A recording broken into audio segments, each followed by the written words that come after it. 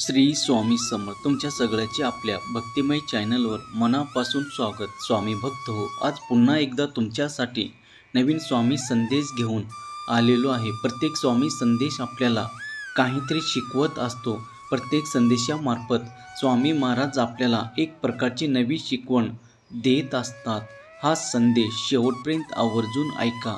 आजचा संदेश ऐकण्यासाठी तुमच्या समोर जे 2 नंबर दिसत आहेत त्यापैकी एक नंबर निवडा आणि स्वामी संदेश काय आहे तेही जाणून घ्या। स्वामी सांगतात, थांब बाळा, माणूस सोडून जाईल पण देव नाही। आता कोणीही काही वाकडं करू शकणार नाही। देवाकडे जे तू मागितलं आहे तेच तुला आता देव देणार आहे।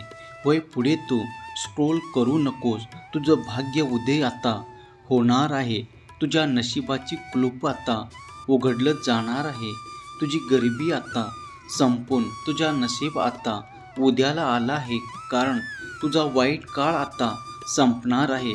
साक्षात स्वामी आईचा आशीर्वाद आता तुला प्राप्त होणार आहे। होय, आज कोणी नाही, त्याचा देव आहे। बाळा, तुला नशीब तुझं बदलायचं आहे। कपटी लोकांना ओळखायचं आहे। बर्बाद होण्यापासून तुला वाचायचं आहे। तुझ्या आयुष्यातील अडचणी संपवायच्या आहेत। तुझं नशीब तुला पलटून टाकायचं आहे। तर हा संदेश तू एकदा ऐक। तुझ्या आयुष्यात आता एकदम चांगलं होणार आहे।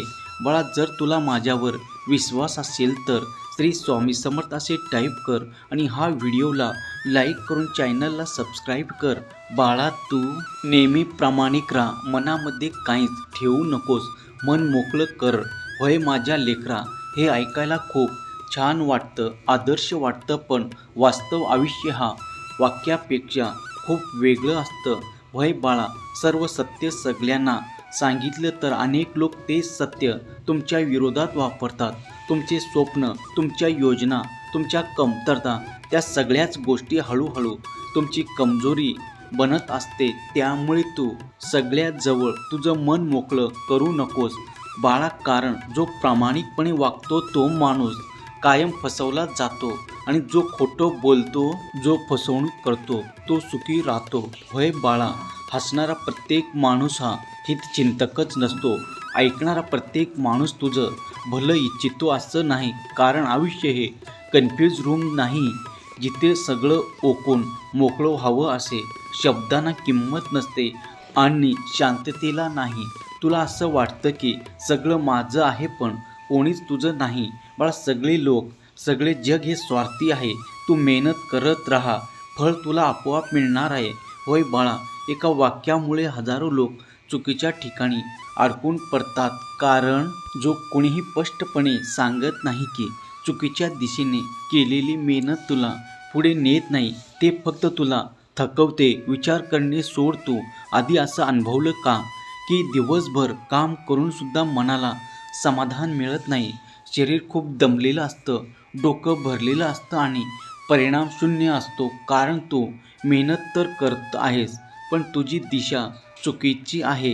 होय बाळा, इथे जर तू हुशारीने, चलाकीने जर थांबलास आणि स्वतःला एक महत्त्वाचा प्रश्न विचारलास की मी जे करतोय त्याच्या शेवटी काय परिणाम होईल, तर तू नक्कीच यशस्वी होणार आहे।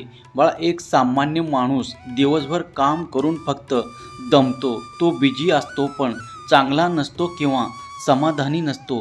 त्याचा दिवस भरलेला असते पण आयुष्य पुढे सरकत नाही। आणि इथून हुशार बुद्धिमान माणूस मात्र वेगळा विचार करतो।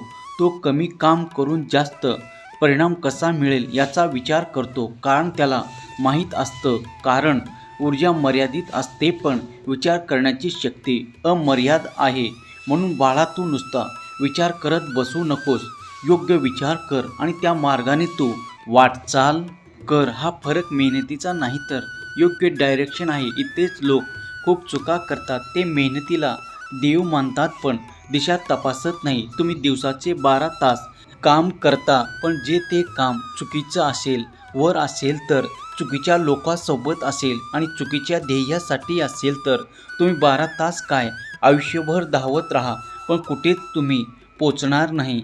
जाणीव थोडी भीतीदायक आहे पण गरजेचं आहे। त्यामुळे योग्य वेळी योग्य डिसिजन घ्या आणि त्यानुसार तुम्ही वाटचाल करा, आधी मार्ग शोधा, मग पाऊल उचला, आधी नकाशा पहा, मग प्रवास सुरू करा. कारण वेगाने धावणे महत्त्वाचं नाही, योग्य दिशेने चालणं महत्त्वाचं आहे.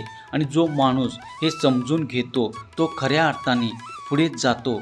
जर तू सहमत असेल तर स्वामी आई मी तुझं बाळ आहे असे टाईप करा आणि हा संदेश तू एक जणाला शेअर कर.